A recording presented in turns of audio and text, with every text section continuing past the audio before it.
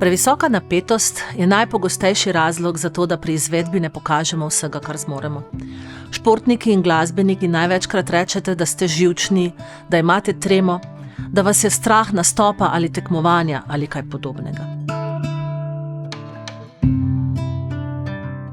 Količina napetosti je odvisna od mnogih dejavnikov.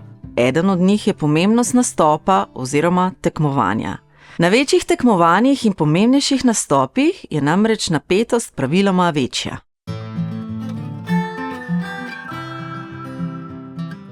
Kako pa prepoznamo povišano napetost? Ločimo lahko 3 skupine znakov. Telesni znaki so recimo hitro in neenakomerno dihanje, visok srčni utrip, zakrčene mišice, ki se kažejo v obliki občutka težkih rok, težkih nog. Dostikrat to opišemo z izrazom nimam feelinga. Pojavljajo se lahko tudi težave s prebavo in presnovo, na primer pogosteje je treba iti na stranišče. Druga skupina znakov so psihološki. Tu poleg občutka napetosti najdemo tudi negativno razmišljanje v smislu nič mi ne bo uspelo. Lahko se zniža samopodoba, pogosto pa imamo tudi občutek, da so vsi ostali boljši od nas. Včasih se pojavljajo tudi podobe neuspeha, kot da se kar vidimo, kako nam nekaj ne gre po načrtu. Tretja skupina znakov pa so vedenjski znaki. Tako zaradi pretiranega razmišljanja o tem, kaj se bo jutri na nastopu ali na tekmi zgodilo, ne moremo zaspati, ponoči se zbujamo, lahko postanemo razdražljivi, prepirljivi, nimamo apetita in tako dalje.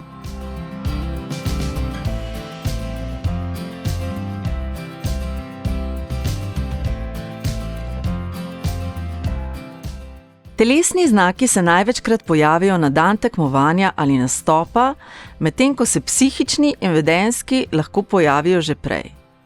Če se pojavijo precej pred tekmovanjem, lahko povzročijo slabši nastop, saj nam poberejo veliko energije in kaj hitro se zgodi, da nam je zmanjka za učinkovit nastop. Pomembno je, da svoje znake napetosti prepoznamo. Vedeti pa moramo tudi, koliko napetosti je ravno prav za nas. Odnos med napetostjo in učinkovitostjo je namreč v obliki obrnjene U krivulje.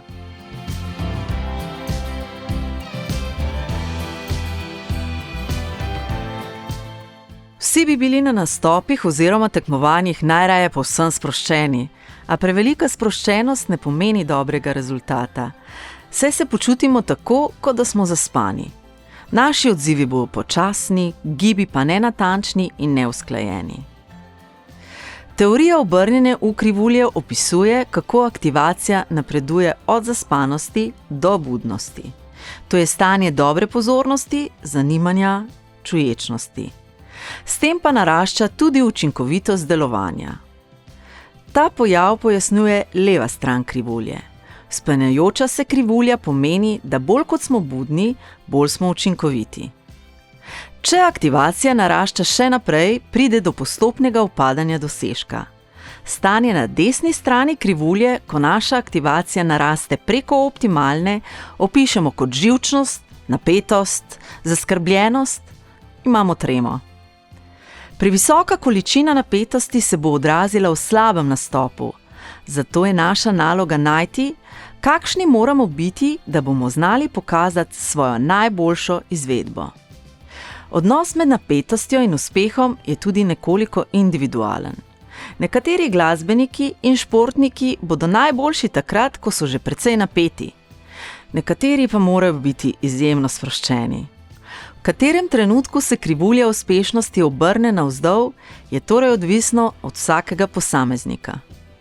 Nekdo se torej lahko ob določeni količini aktivacije počuti ravno pravega za nastop. Rekel bo, da je v elementu, v nekem optimalnem stanju aktivacije.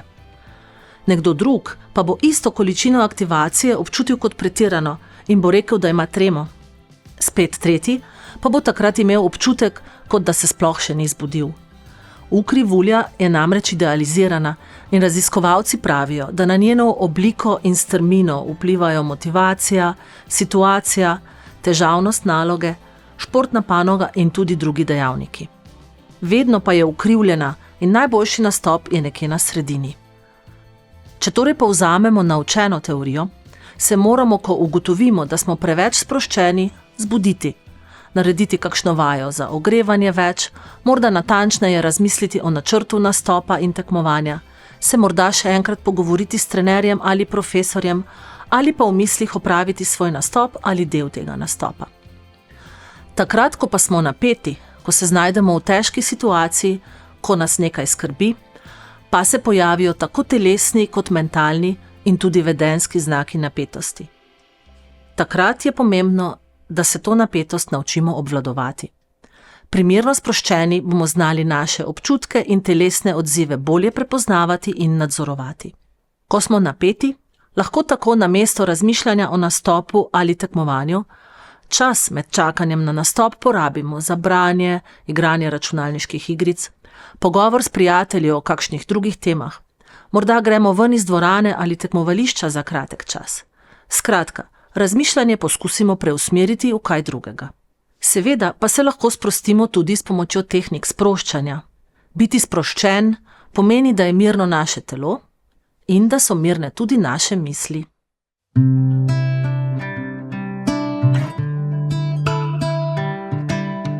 Tehnike sproščanja lahko v splošnem razdelimo na kratkotrajne ali trenutne, kamor spadajo predvsem dihalne vaje.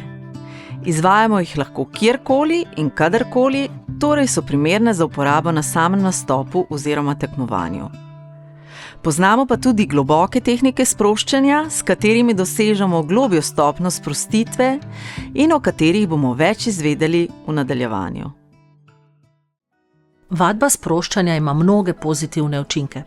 Tako zmanjšuje fiziološke simptome stresa, na primer hitro bitje srca, hitro dihanje, krepi tudi samokontrolo in samozavedanje, tako pomaga pri usmerjanju razmišljanja. Bolje lahko nadzorujemo svoje misli in obračamo nefunkcionalne misli v funkcionalne. V tem delu bomo pozornost najprej posvetili dihalnim vajam, da se lahko naučimo prepoznavati aktivacijo in jo po potrebi zviševati ali zniževati. Za vse tehnike je pomembno, da smo pri njihovem učenju postopni, da jih tako vadimo in treniramo najprej v nekem mirnem okolju in ko imamo dovolj časa, recimo doma.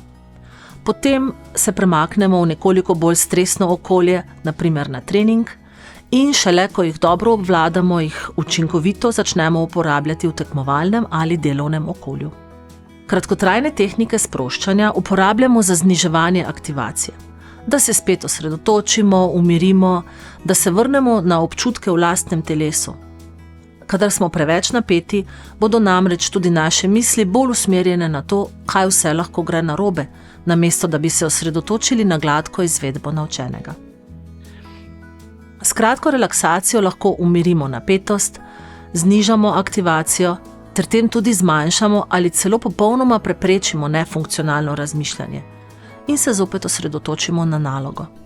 Ena prvih sprememb pri previsoki aktivaciji je sprememba dihanja, ki postane hitro in plitko. Prednost dihalnih tehnik, ki to umirijo, je, da jih lahko izvajamo kjerkoli in kadarkoli. Ko govorimo o mirnem in globokem dihanju, ki ga uporabljamo pri dihalnih tehnikah, govorimo o srednje globokem dihanju. Torej vdih, ki je nekje na polovici med normalnim dihanjem in maksimalno globokim vdihom.